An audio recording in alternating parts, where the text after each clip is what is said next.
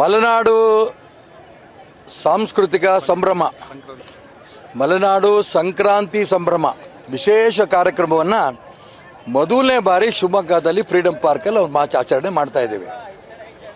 ರೈತರಿಗೆ ಒಳ್ಳೆಯದಾಗಬೇಕು ಅನ್ನೋಂಥ ಒಂದೇ ಉದ್ದೇಶದಿಂದ, ಅವರೆಲ್ಲರಿಗೂ ಕೂಡ ಅಭಿವೃದ್ಧಿ ಆಗಬೇಕು ಅಂತ ಉದ್ದೇಶದಿಂದ ಶುಭಾಶಯ ಹೇಳೋದಕ್ಕೆ ಶಿವಮೊಗ್ಗ ನಗರದ ಎಲ್ಲ ಜನರು ಕೂಡ ಇಲ್ಲಿ ಒಟ್ಟಿಗೆ ಸೇರಿದ್ದಾರೆ. ಸುಮಾರು ಒಂದು 25 ಕುಟುಂಬವರು ತಮಿಳು ಭಾಷೆ ಮಾತಾಡುವಂಥವರು ಈ ಒಂದು ಪೊಂಗಲನ್ನು ತಯಾರು ಮಾಡಿದ್ದಾರೆ. ಒಬ್ಬೊಬ್ಬರು 1.5 kg ಅಷ್ಟು 25 ಒಲೆಗಳಲ್ಲಿ ಮಾಡಿದ್ದಾರೆ.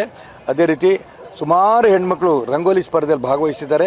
ಜಾನಪದ ನೃತ್ಯಗಳ ಸ್ಪರ್ಧೆ ಈಗ ಶುರು ಆಗ್ತಾ ಇದೆ. ಗಾಡಿಗಳು ಬಂದಿದ್ದಾರೆ, ಎತ್ತಿನ ಗಾಡಿಗಳು ಬಂದಿವೆ. ಒಟ್ಟಾರೆ ರೈತರ ಸಂಭ್ರಮ ಈ ಸಂಕ್ರಾಂತಿ ಸಂಭ್ರಮದಲ್ಲಿ ಕಾಣ್ತಾ ಇದ್ದೀವಿ.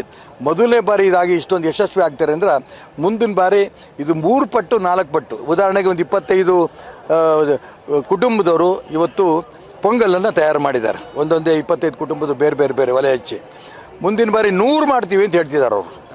ಈ ರೀತಿ ಇದ್ರನ್ನ 3 ಪಟ್ಟು 4 ಪಟ್ಟು ಮುಂದಿನ ಬಾರಿ ಸಂಭ್ರಮ ಆಗುತ್ತೆ.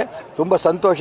ಇಷ್ಟೊಂದು ಯಶಸ್ವಿ ಆಗ್ತಿರೋಂಥ ಸಂದರ್ಭದಲ್ಲಿ ಶಿವಮೊಗ್ಗ ಜನ ಈ ರೀತಿ ಬೆಂಬಲ ಕೊಡ್ತಿರೋದಕ್ಕೋಸ್ಕರ ಅವರೆಲ್ಲರೂ ಕೂಡ ನಾನು ಈ ಸಂದರ್ಭದಲ್ಲಿ ಅಭಿನಂದನೆ ಸಲ್ಲೋದಕ್ಕೆ ಇಷ್ಟಪಡ್ತೇನೆ.